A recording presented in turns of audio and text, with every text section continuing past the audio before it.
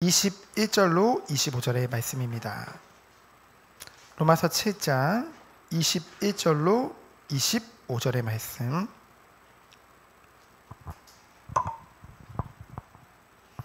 우리 다 같이 하셨으면은 우리 한 목소리로 봉독하도록 하겠습니다. 그러므로 내가 한 법을 깨달았노니 곧 선을 행하기 원하는 나에게 악이 함께 있는 것이로다. 내 속사람으로는 하나님의 법을 즐거워하되 내 지체 속에서 한 다른 법이 내 마음의 법과 싸워 내 지체 속에 있는 죄의 법으로 나를 사로잡는 것을 보는도다. 오호라, 나는 공고한 사람이로다.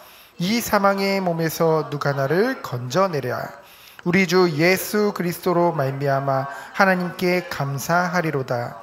그런즉 내 자신이 마음으로는 하나님의 법을, 육신으로는 죄의 법을 섬기노라. 아멘. 우리 철야 때 주신 하나님 말씀의 제목은 이유 있는 내적 갈등입니다. 오늘 로마서 7장을 보면은 복음을 누구보다 많이 깨달았고, 누구보다 그 복음을 전 세계에 구체적으로 증거하고 그 안에서 성령의 열매를 많이 맺은 사람이 누구냐? 바로 바울이죠. 그 바울이 오늘 로마서 7장에 보면은 자신의 굉장한 내적 갈등을 말을 하고 있습니다. 오호라, 나는 공고한 사람이로다 라고 말을 하면서 그런 괴로움과 탄식을 내뱉고 있죠. 그 이유가 무엇일까요? 오늘 이 바울의 이 이유 있는 내적 갈등의 그 내용을 우리가 다시 한번 말씀을 통해서 보고 우리 또한 그러한 갈등 속에 들어가길 원합니다. 보통은 갈등에서 해방받기를 기도하는데 그 갈등 속에 들어가길 원한다는 말이 무엇일까, 그런 생각이 들 텐데요. 이 로마서 7장은 로마서 6장에 이어서 그리스도인의 성화에 대해서 말을 하고 있습니다. 성화는 신학적인 용어인데요. 쉽게 설명하면 성화란 무엇이냐? 성령으로 변화되는 걸 말하는 거예요. 하나님 앞에서 그리스도의 그 완전한 십자가의 그 은혜로 말미암아 우리가 법적으로 의롭다함을 얻었죠. 그걸 뭐라고 합니까? 의인이요 성도라고 하죠. 하나님의 자녀라고 합니다. 그 하나님의 자녀들이 실제적으로 이제는 구원을 받아서 갈수록 하나님의 그 본질이 무엇입니까? 하나님은 공의의 하나님이요, 사랑의 하나님이요, 완전하신 하나님이잖아요. 그 하나님을 닮아서 의롭게 되는 것을 말합니다. 그래서 성화라는 것은 구원받은 주의 자녀가 당연히 걸을 과정이라는 거죠. 구원에 있어서요. 그래서 날로 우리들은 어떤 축복을 말합니까? 그리스도 안에서 새롭게 되어지는, 우리 안에 성령께서 능력으로 함께 하시며 우리에게 힘을 주셔서 우리 또한 이런 축복 속에 들어가는 것이죠. 그것이 바로 성화의 단계입니다. 그러면요, 오늘 말씀을 통해서 율법의 역할에 대해서, 그리고 율법이 통해서 우리가 무엇을 알고 또 우리가 무엇을 가지고 싸울 것이냐, 그것을 오늘 로마서 7장에 말씀하고 있습니다. 첫 번째로 무엇입니까? 우리는 오직 그리스도의 은혜로 말미암아 율법에서 완전한 자유를 얻었습니다.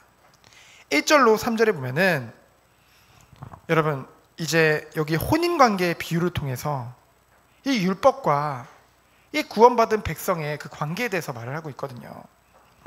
율법을 지키는 행위로는 그 누구도 구원받을 자가 없습니다. 유대인들은 끊임없이 그거를 말했거든요. 율법을 지킴으로 구원받을 수 있다라고 말했는데 그럴 수 없다는 것이죠.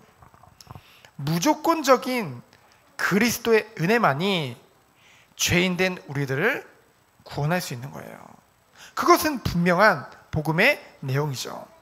그러면은 이 무조건적인 그리스도의 은혜로 구원받은 성도는 율법에 대해서 이제는 죽었기에 더 이상 율법의 정죄를 받지 않는 자유자임을 오늘 혼인관계를 통해서 증거하고 있습니다.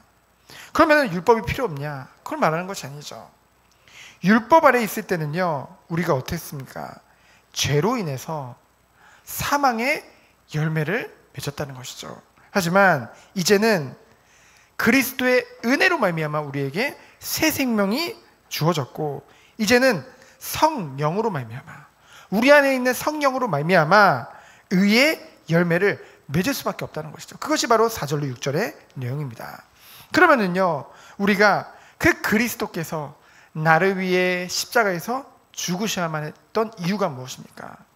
인간은 아담으로부터 온 그 죄로 인해서 전적인 타락, 전적인 무능, 완전한 죄인이 되었단 말이죠. 그래서 하나님이신 예수님께서 약속대로 이 땅에, 우리를 위해 이 땅에 오셔서 십자가에서 죽으시고 부활하심으로 말미암아 그 그리스도의 대속을 통해 우리는 율법으로부터 완전히 자유를 얻게 되었죠. 더 나아가 그리스도와 연합됨으로써 뭡니까? 온전한 의의 열매를 맺는 자로 하나님이 회복시키신 것입니다.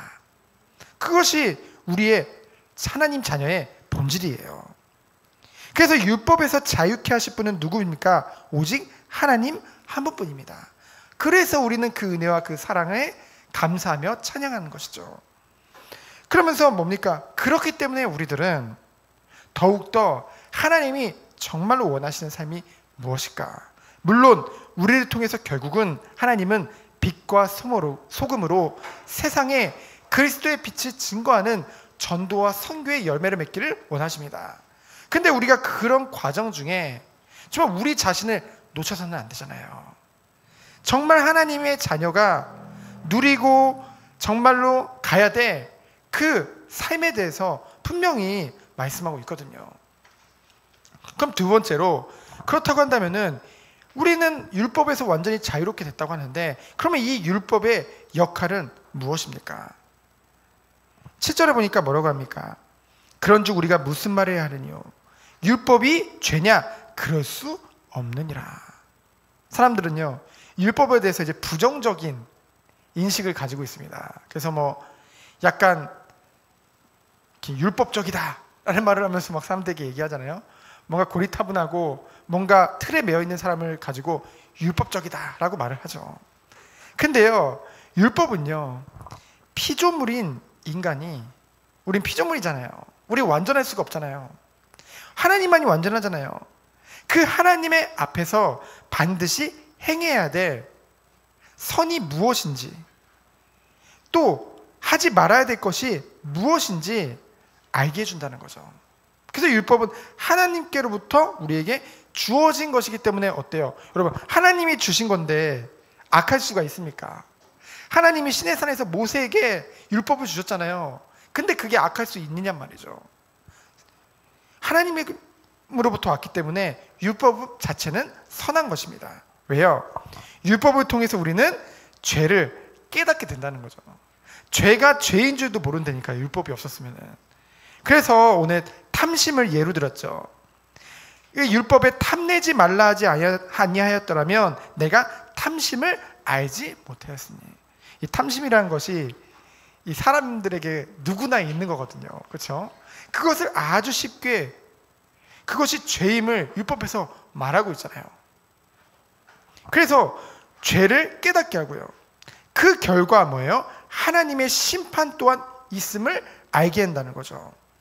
결과적으로요, 이것을 통해서 우리는 무엇을 깨닫게 됩니까? 아, 내가 이 탐심마저도 죄란 말이야? 아, 그러면 내가 탐심을 부리지 말아야지. 됩니까? 여러분, 욕심 안 가져야지 한다고 됩니까?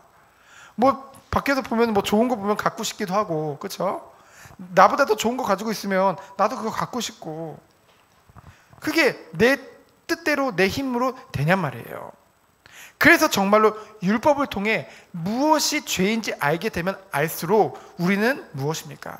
더욱더 그 그리스도와 하나님의 은혜를 간구할 수밖에 없다는 것이죠.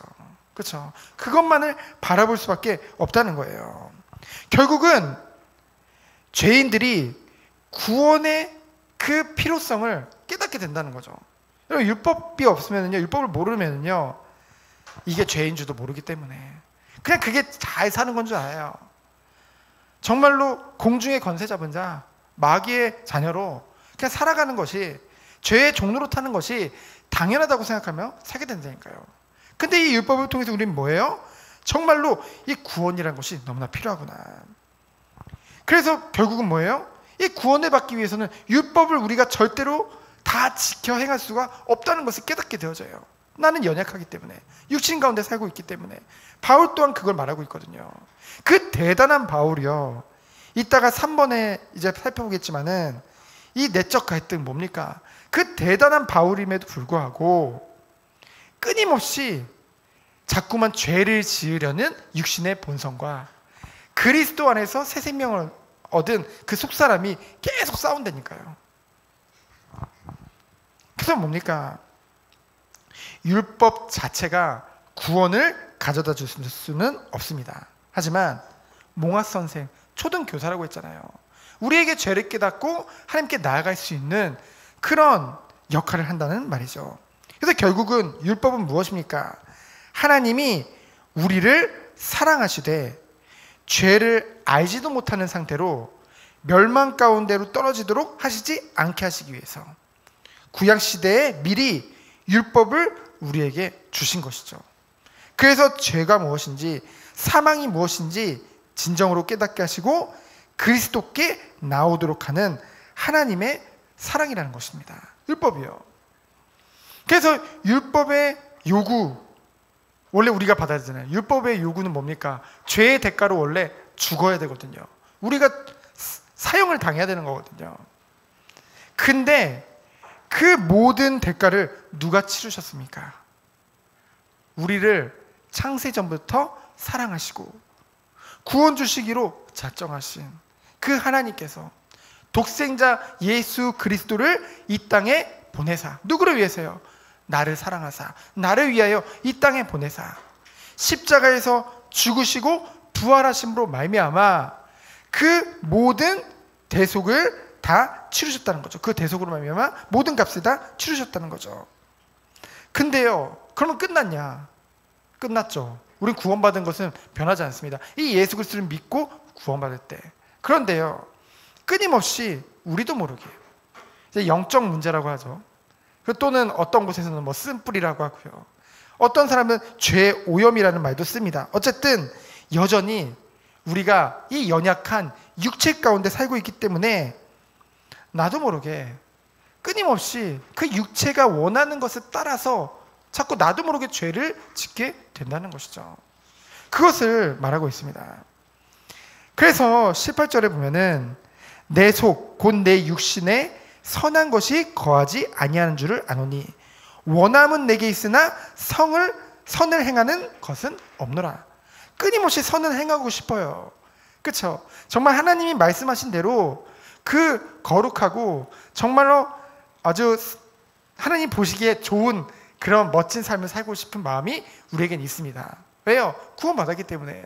근데 그것이 생각만큼 안 된다는 것이죠. 그래서 예수님께서도 마가복음 14장 37절 38절에 보면은 베드로에게 뭐라고 했습니까? 마음은 원하도되 육신은 약하도다. 그렇죠? 정말 그렇단 말이죠. 그러면서 22절에 보니까 내 속사람으로는 하나님의 법을 즐거워하되. 그렇잖아요. 내 속사람은 뭡니까? 그리스도 안에서 그리스도를 통해 성령으로 거듭난 나, 그게 바로 내 속사람이잖아요. 그 속사람은 하나님의 법을 즐거워하되. 그렇잖아요. 우리가 말씀을 듣고 예배를 드리고 찬양을 하면 힘이 나고 즐겁잖아요.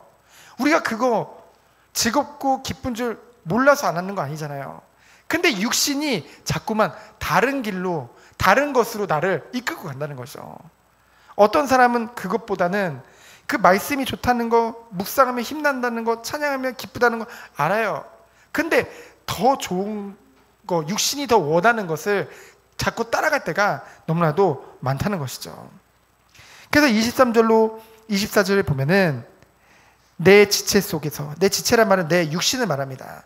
한 다른 법이 내 마음의 법과 싸워 내 지체 속에 있는 죄의 법으로 나를 사로잡는 것을 보는도다. 바울도 그게 보이는 거예요. 그 대단한 바울도 그게 보이는 것입니다. 자꾸만 육신이 원하는 그 죄를 따라서 가는 그 자기의 본성이 자꾸 나오는 거예요. 하나님 떠나 있던 그 본성이. 그렇기 때문에 뭐라고 고백합니까? 오호라 나는 공고한 사람이로다. 오라 나는 정말 괴로운 사람이다. 왜요? 이 사망의 몸에서 누가 나를 건져내랴. 바울 스스로 자신을 아무리 봐도 선한 것이 없는 거예요. 사람들이 봤을 땐 바울 대단한 사람이잖아요. 그렇죠? 그만큼 거룩한 사람이 없고, 그만큼 전도를 많이 한 사람도 없고, 그만큼 제자를 많이 세운 사람도 없고, 그 사람만큼 선교의 열매가 많이 맺은 사람도 없단 말이죠. 그럼에도 불구하고 바울은 뭐라고 해요? 이 사망의 몸에서 누가 나를 건져내랴. 이것은요, 그 말할 수 없는 자신의 그 괴로움과 탄식을 말하는 거예요. 아무리 이렇게 살고 싶어도 자신의 이름으로는 안 된다는 거죠. 그렇기 때문에 25절에 뭐라고 합니까? 우리 주 예수 그리스도로 말미암아 하나님께 감사하리로다. 그래서요, 우리가요, 우리의 의와 우리의 행위와 우리의 공로로는 자랑하고 감사할 게 아무것도 없다는 거죠. 오직 뭐밖에 감사할 것이 없습니까? 우리 주 예수 그리스도로 말미암아. 그래서 이제 로마서 8장에 이제 우리가 다음 주 수요 예배 때 보겠지만은, 로마서 8장에 보면은 이 완전하시고 영원한 그 예수 그리스도의 복음을 통하여서 내가 완전한 은혜로, 축복으로 완전히 해방되었다는 그것에 대해서 말씀하고 있거든요. 그래서 뭐라고 말합니까? 그런즉 내 자신이 마음으로는 하나님의 법을, 육신으로는 죄의 법을 섬기노라. 이것은 바울이 포기한 게 아니에요. 우리는 끊임없이 그것을 인지하고 살아야 된다는 것이죠. 죄가 죄인 줄도 모르고, 내가 지금 이것이 하나님이 원하시는 것인지 아닌지도 모르고 그냥 무감각하게 살지 말라는 것이죠. 우리는 그리스도 안에서 늘 깨어서 우리 또한 뭐예요? 이유 있는 내적 갈등을 해야 된다는 거죠. 그렇죠? 왜 그렇습니까? 우리들을 하나님께서는 그냥 구원받고 끝나기를 원하지 않으세요. 그냥 구원에 만족하고, 그래 나 구원받았으니까 됐어, 이제 마음껏 누리며 살 거야. 그것도 좋죠. 그러나 하나님께서는 우리들을 오고 오는 후대 앞에, 오고 오는 세대 앞에 증인으로 세우기 원하십니다. 그리고 전 세계에 이 복음을 몰라서 죽어가는 영혼들을 우리를 통해 살리기 원하신다는 것이죠. 정말로 전도와 선교와 후대를 위해서 우리는 끊임없이 싸워야 되는 거죠. 그리고 끊임없이 더욱더 이러한 나의 연약함으로 인해서 더욱더 완전하신 그리스도의 복음을 붙잡는 거예요. 그리고 그 축복으로 날마다 그 은혜에 감사하며 그 축복 안에서 정말로 중요한 것을 보면서 나아가는 것, 그것이 하나님의 자녀가 받을 축복이요 누릴 응답인 줄 믿습니다. 그래서 우리가 정말로 그리스도 안에서 구원받은 주의 자녀로서 정말로 세상 앞에, 사람 앞에, 하나님 앞에 정말로 깨끗하고 주님이 원하시는 것에 심부름하는 그런 모든 정교회 성도님들 되어지기를 예수 그리스도의 이름으로 축원드립니다. 시간 기도합니다. 하나님 감사합니다. 하나님이 원하시는 참된 응답 속으로 들어가는 우리 모든 성도님 되도록 주께서 축복하여 주옵소서. 살아계신 예수 그리스도 이름으로 기도합니다. 아멘.